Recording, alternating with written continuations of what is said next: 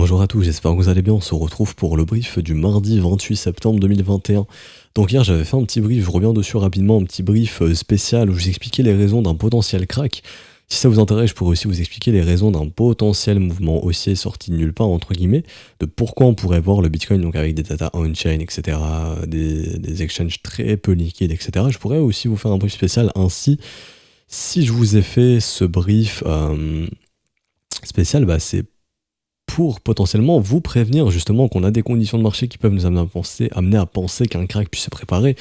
Enfin, regardez le brief d'hier, il est très important si vous ne l'aviez pas vu, parce que je ne reviendrai pas là-dessus aujourd'hui, mais j'avais parlé de macroéconomie, du pourquoi, du comment, à cause du marché américain, de la corrélation, des spreads futurs, des spreads futurs. J'avais parlé également des open interest trop élevés sur les contrats dérivés, trop d'argent leveragé. J'avais parlé également de plein de choses, de plein de raisons qui peuvent nous amener à penser justement qu'on pourrait avoir un crack.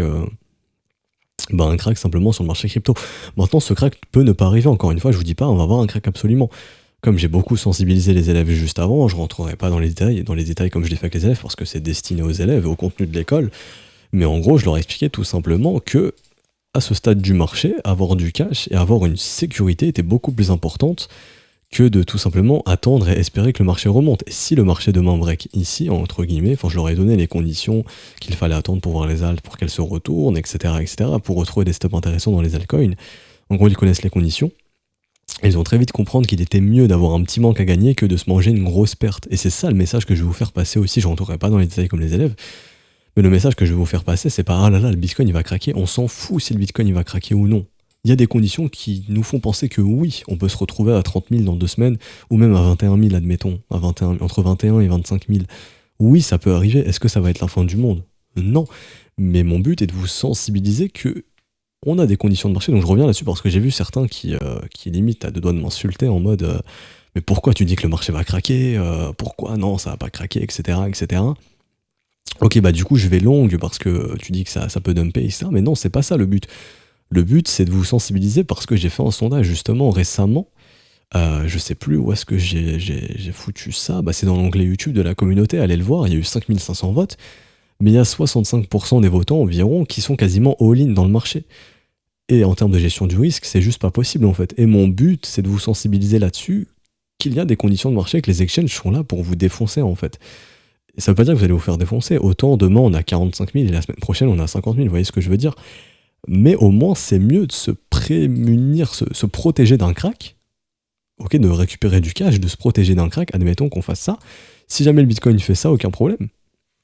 Vous allez avoir un petit manque à gagner, mais je préfère avoir un manque à gagner de 15 à 20% que de me manger un crack de, par exemple, 60%. Si ça arrive, je dis pas que le Bitcoin va baisser de 60% ou que le marché... Déjà, un Bitcoin qui baisse de 30%, c'est potentiellement des alts qui baissent de, grosso modo, 60%, de 40 à 60%. Donc si vous êtes majoritairement en altcoin, dites-vous que votre capital peut fondre de 60%. Et n'oubliez pas qu'une altcoin qui baisse, admettons, de 60%, faut derrière que ça remonte de beaucoup plus. Faut derrière que ça remonte de 160% pour que vous puissiez retourner juste à break-even. Alors se prémunir d'un crack, en vendant ici, je vous dis pas de vendre ici, loin de là. Mais admettons de récupérer du cash ici, de se prémunir d'un crack, ça fait ça à éviter en perte. Je dis pas qu'on va aller là-bas encore une fois, admettons déjà si on va ici, c'est déjà mieux se protéger, ok, de pouvoir acheter moins cher, et si jamais le marché se retourne, vous savez encore une fois qu'en analysant la dynamique, et je reviendrai dessus aujourd'hui, que si le marché vient breaker ici, c'est très positif pour Bitcoin. Si on le fait en semaine quand la smart money est présente, et pas en week-end, mais si on fait ça en semaine, qu'on break out ici, c'est vraiment positif pour le marché, et donc c'est mieux d'avoir un manque à gagner. Ça me dérange pas de racheter plus cher mais avec une direction qui est claire que simplement de prendre le risque d'être exposé à quasiment 100% de mon capital en crypto-monnaie et que derrière le marché se mange une grosse correction et qu'on retourne beaucoup plus bas. Aussi, quelque chose qui peut peut-être vous réveiller un petit peu, c'est de regarder le crypto total market cap et de voir qu'on est peut-être en train de commencer le début d'un double top, ou déjà juste si on revient ici, ça fait quand même un market cap qui passe de 2000 milliards à 1200 milliards, ça fait une chute du market cap de 800 milliards. Ce qui peut être énorme, et 800 milliards, c'est pas rien. On va dire entre 600 et 800 milliards, c'est pas rien, et ça ferait vraiment des chutes sur les altcoins. Ok? Et également, même si, admettons, si on va plus bas, on va, admettons, à, 1000 milliards ou 800 milliards, ça fait une grosse chute. Donc autant se prémunir, parce qu'en réalité, ici, vous vendez encore assez haut, le market cap, je répète, mais il y a un an, il était à 150 milliards, là on est à encore 15 fois plus haut. Ça aussi, c'est à relativiser. Donc ça va dire que le marché va complètement s'écrouler. Vraiment, là, je fais un point à part. Enfin, une petite parenthèse avant le début du brief pour revenir sur ce que j'ai dit hier. Mais c'est vraiment pour vous sensibiliser et je veux pas que vous soyez 100% crypto et que derrière le crack arrive et que enfin, voilà, que les gens se mettent à vendre là-bas, à vendre les bottoms lorsqu'ils se montreront. Après, le marché fonctionne comme ça. Honnêtement, j'ai pas la plus grande audience du monde et je lis pas l'avenir. Mais mon but, c'était de vous sensibiliser sur la gestion du risque et de vous donner les raisons de pourquoi on peut avoir un crack. Et si vous voulez, je peux vous faire un brief spécial de pourquoi on pourrait ne pas avoir un crack et justement un gros mouvement haussier. Parce qu'il y a aussi des raisons qui peuvent nous amener à penser qu'on peut avoir un gros mouvement haussier. Mais pourquoi je ne l'ai pas fait cette vidéo? Parce que vous êtes déjà, pour la majorité, déjà all-in quasiment dans le marché. Donc c'est pas une prévention à faire. Vous serez en gain en fait, donc c'est pas une prévention à faire. Mais pour la majorité qui est quasiment all-in dans le marché, je pense valait mieux sortir la vidéo du pourquoi un crack et sensibiliser les gens à se préparer potentiellement à ce genre de mouvements qui peuvent intervenir. Et à ce moment-là, pour que vous puissiez agir avant que la catastrophe puisse arriver. Encore une fois, je ne lis pas l'avenir, je ne sais pas si la catastrophe va arriver. Je suis un statisticien, je suis quelqu'un qui va regarder en fonction des probabilités de ce que j'ai sous les yeux. Et de ce que j'ai sous les yeux m'amène à penser, et encore une fois, ce n'est pas acté qu'on puisse avoir un crack. Et jusqu'à preuve du contraire, la dynamique du Bitcoin est plutôt baissière. Je vois tous les réseaux sociaux être bullish, dire c'est bull, vous inquiétez pas, holdez, achetez les dips. Mais non, on n'est plus dans une dynamique où on achète les dips ici. On est dans une dynamique où on essaye de sortir sur les rebonds. Et ça, les gros l'ont compris. Pourquoi les gros sortent ici? Pourquoi les gros sortent ici? Parce qu'on est dans une dynamique. Pourquoi les gros prennent des profits? Encore une fois, ça j'en ai parlé hier. Mais quand on a vu ça hier ensemble, ça donc c'est ici, hop. Pourquoi il y a encore des gros qui vendent ici, qui prennent des profits? Si le marché était haussier vraiment, pourquoi ces gros se protégeraient ici réellement? Et ça le fait encore aujourd'hui, il me semble, hein, à vérifier. Non, ici non. Mais pourquoi hier il y a encore quelqu'un qui a vendu massivement en Bitcoin? Pourquoi sur Bitfinex ça clôture des gros longs? Parce qu'ils sont en train d'agir. Et clairement, la dynamique n'est plus haussière, elle est baissière. Ça, c'est une dynamique baissière. Donc, dans une dynamique baissière, c'est pas le moment de choper, de vouloir de se dire à tout prix c'est le dip. Non, les rebonds sont des opportunités justement pour revendre à meilleur prix. Ok, la dynamique a complètement changé de main. Et pourquoi sur les réseaux sociaux on essaye de vous maintenir dans des sentiments de vous inquiétez pas, ça va monter parce que ces gens ont des intérêts à ce que les prix montent. Les prix montent, ça attire de nouvelles personnes. De nouvelles personnes s'inscrivent avec leur lien de référal. Donc sur les exchanges, qui dit de nouveaux liens de référal dit justement de nouveaux arrivants. Qui dit nouveaux arrivants dit de nouvelles commissions. Et également, eux, ils sont all-in dans le marché pour la plupart, et ils attendent qu'une chose, c'est un rebond pour vendre, également. Et également, s'ils disent que c'est le dip, c'est parce qu'ils veulent que leurs followers trade. Ils font de l'argent sur vos gains et vos pertes. Quand vous exécutez un trade, lorsque vous êtes inscrit avec un lien de parrainage, et je dis pas qu'on a ça dans la communauté francophone. Honnêtement, dans la communauté francophone, on a une bonne communauté. Franchement, il n'y a aucun problème. Mais surtout, c'est la communauté US où ils s'en foutent en fait. Ils ont aucune éthique. Ce qu'ils veulent, c'est faire rentrer de l'argent, des commissions, parce que les exchanges les payent pour. Ok? Et faire de l'affiliation, il n'y a rien de mal à ça, honnêtement, je vous le dis, il n'y a rien de mal à ça. Si vous êtes inscrit via un lien de parrainage, certains vont dire oui, mais tonton, non, bah oui, c'est bien, vous avez des frais en moins, c'est très très bien. Mais dites-vous qu'il y a certaines grosses têtes de la communauté US plutôt, je parle d'aucune communauté en France, hein, aux francophones, franchement, dans la communauté francophone, on a une communauté qui est très clean. Mais je parle plutôt aux US où eux, ils en ont rien à foutre. Et forcer leurs followers à trader et à acheter tous les dips avec du levier, c'est ce qu'ils aiment faire. Parce qu'ils gagnent des commissions là-dessus et que ça leur permet de récupérer leurs pertes parce qu'eux sont all-in dans le marché et qu'ils n'ont qu'une envie, c'est que ça rebondit. C'est pour ça qu'à longueur de journée, elles vous disent c'est bullish, c'est bullish, c'est bullish. Et qu'on a des Scalpex Index ici en termes de social index sur Scalpex Index qui vous indique que les sentiments sont bulles parce qu'eux sont là pour vous dire que c'est bullish. Mais non, la dynamique elle est baissière à l'heure actuelle. Donc techniquement, le marché est dans une dynamique baissière. Et il y a des raisons qui peuvent nous amener à penser que ici, ce rebond a été causé pour sortir des shorters sur les contrats d'arrivée et qu'à l'heure actuelle, on a beaucoup trop de gens encore qui sont leveragés et que c'est ce qui peut amener un crack. Mais de toute façon, j'explique tout ça dans la vidéo d'hier. Donc c'est pour ça que je vous ai sensibilisé à ça. Autant, je le dis, je le répète, autant demain on a 45 000, 46 000 dollars et à ce moment-là, le risque de crack est probablement évincé, on le met de côté et à ce moment-là, il y aura des conditions claires pour rentrer dans le marché. Et j'aurais juste eu un petit manque à gagner, et pour ceux qui ont récupéré du cash, ce sera un petit manque à gagner, mais au moins on pourra capturer le prochain mouvement aussi. En revanche, si vous restez all-in dans le marché actuellement, vous êtes des potentielles victimes. Parce que tous ceux qui vous disent oui, vous inquiétez pas, hold, ça va remonter, ça va remonter, ça va remonter, si le marché baisse, il n'y a plus que la majorité qui sont des victimes et qui pourront probablement être des gens qui pourront vendre et accentuer le panic sell. Donc voilà, tout ça je l'explique hier. Je pourrais vous faire un brief spécial de pourquoi le marché pourrait exploser au nord. Il y a des raisons de penser, même si elles sont beaucoup moins nombreuses, et franchement, c'est pas les plus grosses raisons, mais je pourrais en faire un, si ça vous intéresse, n'hésitez pas à me le dire. Voilà, et également, je voulais dire une chose, mais j'ai complètement oublié, donc c'est pas grave si ça me revient, c'est pas grave, j'en parlerai. Ah oui, oui, je voulais le dire. Est-ce que pour moi, le marché crypto est à son sommet long terme et on pourra jamais revoir ces prix-là, mais loin de là. Pour moi, le marché crypto, 2000 milliards, c'est du pipi de chat encore. Mais si on peut éviter, et si je peux vous faire éviter pour la plupart, bien évidemment que je peux me tromper, mais je préfère vous faire éviter 20% à gagner que de vous faire éviter et que vous vous mangez un crack de 70% dans les dents, que voilà, de vous faire holder un crack de 70%. Enfin, je me comprends, je pense que vous avez compris également. En termes de risk reward, c'est beaucoup plus intéressant d'avoir un manque à gagner de 20% que de se manger une perte de 70%, de 50 à 70% derrière. Je pense que vous m'avez compris. Mais ce que je vais ajouter également, c'est que est-ce que le Bitcoin a trouvé son top définitif à 65 000 dollars? Je vais y arriver. Pour moi, non. Est-ce que le marché crypto a trouvé son top définitif à 2000 milliards de cap? Loin de là. Mais honnêtement, loin, loin, loin de là. Dites-vous que 2000 milliards, c'est la cap d'Apple. Apple a une capitalisation de plus de 2000 milliards. Une action représente plus que la capitalisation du marché crypto. Et oubliez pas que le marché crypto représente la technologie de la blockchain, les smart contracts, etc., etc., etc. Pour moi, c'est bien plus big qu'une action qui est Apple. Donc oui, à long terme, on est encore sous-évalué.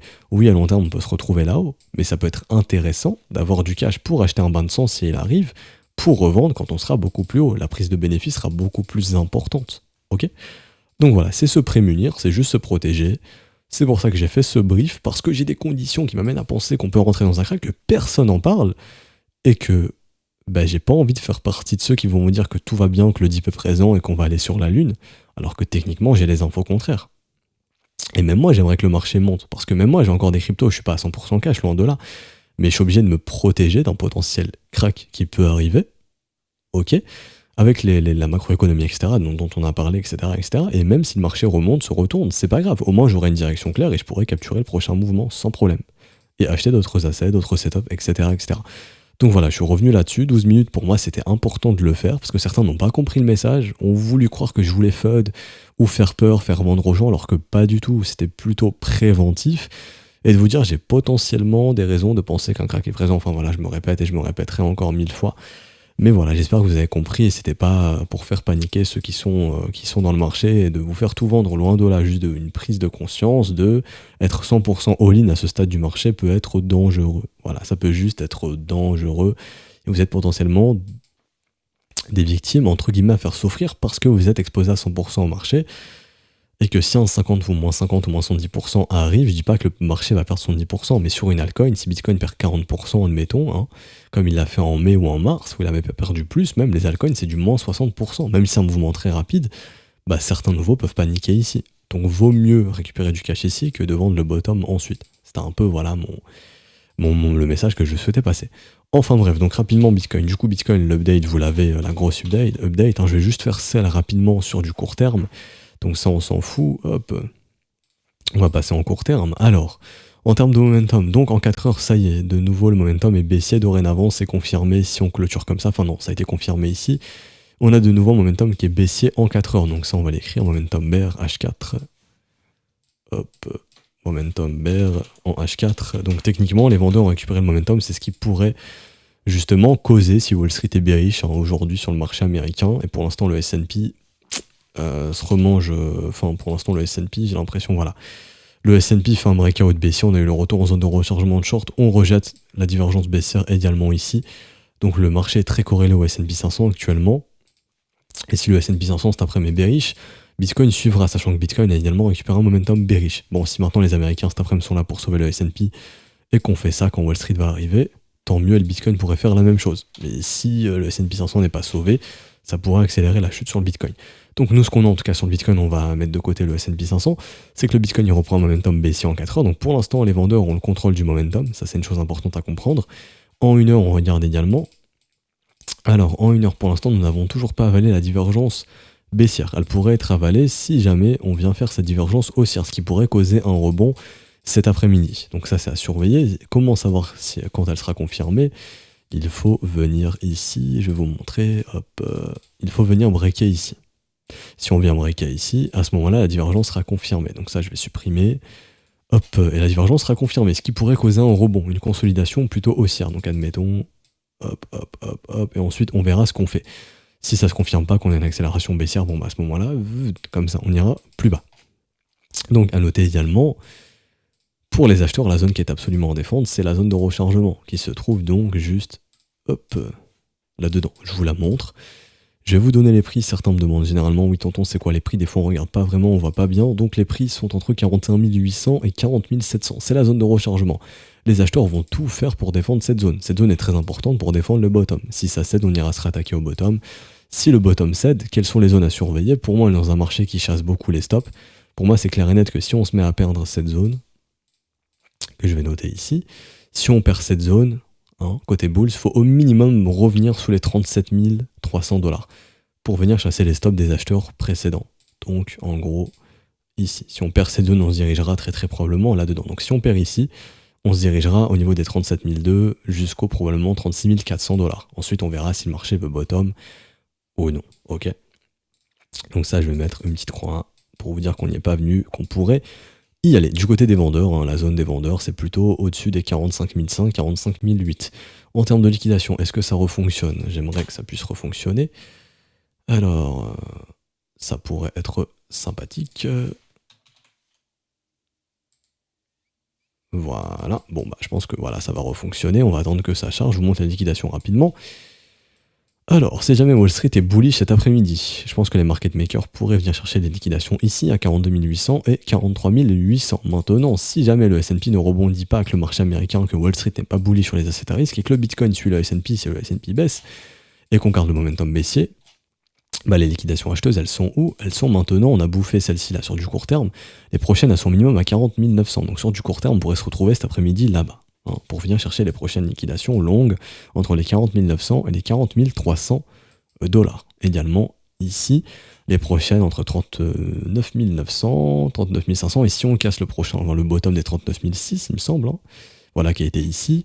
Les prochaines liquidations sous le bottom actuel se trouvent entre les 38 900 et les 39 100 $. Donc voilà, il y a des longues à liquider. On verra si on y va. Vous avez des liquidations short. Dites-vous que tant qu'on n'a pas de rebond, on va probablement aller chercher des liquidations longues ici, qui sont plus bas. Maintenant, on peut voir aussi des liquidations. Est-ce que là, je suis dans le bon truc? Yes. Bon, bah ça, je le flouterai au montage parce que c'est le lien du brief. Alors, ici, j'ai donc les liquidations longues. Alors, ici, nous avons les liquidations longues. Nous avons ici des gros pics de longues à liquider dans les 33 000, 36 000, 38 000, etc., etc. On a aussi des shorts à liquider. Maintenant, si on est dans une dynamique baissière, et si le marché majoritairement leverage en longue, le marché viendra chercher ses pics en longue. Et on a de gros pics jusqu'aux 35 000 $ environ, 34 000, et aussi au niveau des 30 000 $. Donc si jamais un crack se déclenche, dites-vous que là, il y a beaucoup de gens à liquider en longue, tout simplement. Et sur du court terme, d'après Kingfisher, donc ça c'est pour Ethereum, on s'en fout. Hop, ça aussi. Tac. On a un pic assez intéressant dans les 40 500 et dans les 40 000 $ et même 39 700 $. Et côté short, c'est plutôt dans les 43 500, 44 000. Ok. Donc en cas de rebond, on serait plutôt dans les 43 500, 44 000. Si on rebondit pas, dites-vous qu'on va se diriger vers les liquidations qu'on a vues ici. Pour l'instant, momentum baissier, aucun signe de rebond ici. Si ces liquidations ici ne permettent pas de poser un bottom, on ira chercher les prochaines, donc techniquement un momentum plutôt baissier et donc une chasse aux liquidations acheteuses plus basses. Voilà, j'ai fini pour le Bitcoin, j'ai rien d'autre à dire honnêtement de plus. Si jamais la divergence se dessine ici, qu'on est en zone de rechargement, qu'on voit du W, il y aura un setup d'achat ici potentiellement pour voir le Bitcoin se retourner, mais pour l'instant c'est pas le cas. À noter également, mais ça j'en ai parlé dans le brief d'hier, que ça c'est la zone où les gens commencent à vendre en perte. Donc si on commence à basculer sous cette zone, dites-vous qu'on aura beaucoup d'acheteurs de Bitcoin qui auront la tête sous l'œil, qui n'auront qu'une envie, c'est de sortir à perte. Enfin, à perte avec le moins de pertes possible. Donc simplement, ce qui peut accentuer justement une offre sur le Bitcoin, donc accélérer justement la chute des prix si jamais on entre dans une chute des prix. Ok. Voilà, j'ai fini pour le Bitcoin. Ethereum, je vous fais un point rapidement, mais c'est la même chose, on a tracé la zone de rechargement, pareil sur le momentum, la divergence peut commencer à se dessiner. Si elle se dessine, on attendra par une petite structure qui montre que le marché se retourne. Et également sur Ethereum, pour faire très simple, on a juste à tracer la même zone de combat que j'ai faite sur le Bitcoin, enfin qui a été faite sur le Bitcoin. Donc ici en gros, comme ceci. Si on vient breaker ici, c'est bull, merde. Si on vient breaker ici, c'est bullish, comme ceci. Si on vient breaker ici, c'est bearish, tout simplement. Et donc si on casse les 2152, mouvement de continuation baissier, quel serait l'objectif? Très rapidement, hop, je vous montre ça, garage zone. Donc ça sera entre les 2300 et les 2100 $. Je vous montre également la zone de rechargement. Ici, tac, comme ceci, Fibs. Voilà, donc ce serait, voilà, donc en gros les mêmes objectifs, zone de rechargement est ici, hop. Et là, ça sera des prix intéressants pour Ethereum si des structures de bottom se montrent, bien évidemment. Ok. Et là vous allez me prendre un four, mais pour Ethereum sur le long terme, une bonne zone d'investissement, alors, c'est tout ce qui est plutôt entre les, si ça veut bien marcher, entre les 1700 et les 943 $. Donc est-ce qu'un Ethereum à 1000 $ est possible? Oui. Est-ce que ça va arriver? J'en sais rien. Mais dites-vous que la zone d'investissement à long terme pour la smart money, elle se trouve plus ici. Donc ce qui ferait qu'on viendrait bouffer en gros les bottoms trouvés à 1700 de cet été, que la smart money viendrait racheter tous les stops des bottoms. Bon, ça pourrait arriver honnêtement. Je pense que c'est une correction assez grosse quand même. Hein. Déjà, si on revient proche des bottoms, ça fait un mouvement baissier assez conséquent. Maintenant, ce n'est pas exclure, donc vraiment glisser des ordres en mode optimiste là-dedans, c'est s'assurer d'avoir un Ethereum vraiment pas cher sur le long terme. Je dis pas que ces ordres vous seront fil, hein, vous allez pouvoir acheter à ces niveaux de prix, mais si jamais ça arrive, bah, vous êtes un petit peu les rois du monde, quoi. Donc voilà, Ethereum, j'ai fini. Il faut toujours penser au pire. Parce que si le pire arrive, bah, c'est là où vous allez pouvoir vous gaver le plus. Alors, donc j'ai fini pour Ethereum. Rapidement, je vous montre les liquidations sur Ether, je les ai ici. Alors, non, ça c'est pas le cas d'autre, non, c'est Ethereum, voilà. Donc Ethereum, pareil, il y a des pics hein, dans les 2100, 2400, donc en zone de rechargement, il y a beaucoup de longues à liquider, il y a aussi des shorts à liquider, mais bon, si la dynamique est baissière et qu'on s'attaque aux longues, bon, on ira liquider les 2100, 2400 $. Là où je veux en venir, c'est que sur du court terme, il y a beaucoup de liquidations dans les 2790 et côté short, c'est plutôt dans les 3000 $. Donc voilà, vous avez les niveaux en cas de rebond si on veut liquider tel ou tel clan, que ce soit les bulls ou les bears. Et je finis ce brief avec du coup Matic. Non, c'est pas Matic, je voulais parler aujourd'hui, c'est Link, pardon. Alors Link, je vais en parler donc déjà, on va voir où sont les zones d'investissement à long terme. Donc déjà c'est tout ce qui est sous les 19 $, donc pour l'instant vous voyez qu'on est encore un petit peu surévalué pour un investisseur long terme rationnel. Donc c'est tout ce qui va être là-dedans, même plus bas. Hein. Si jamais scénario catastrophe comme je l'appelle, si on vient ici à 6 $, je dis pas qu'on va y aller, mais admettons si le marché craque et que Link se mange une grosse claque et qu'on revient ici à 6 $, bon bah c'est cadeau aussi.